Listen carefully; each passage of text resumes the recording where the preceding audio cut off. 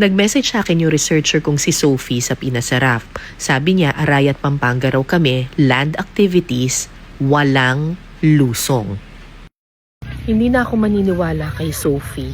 Sabi niya sa akin, di ba? Nakita niyo dun sa kanyang message sa akin.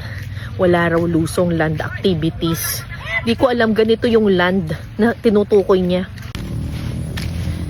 Ayan. Yan ang land na tinutukoy niya. Hindi nga naman siya nagsinungaling. Land niya naman din to. Yun nga lang, land na puro putik.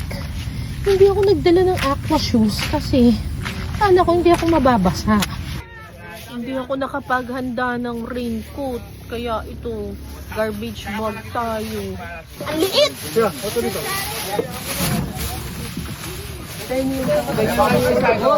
Ganyan?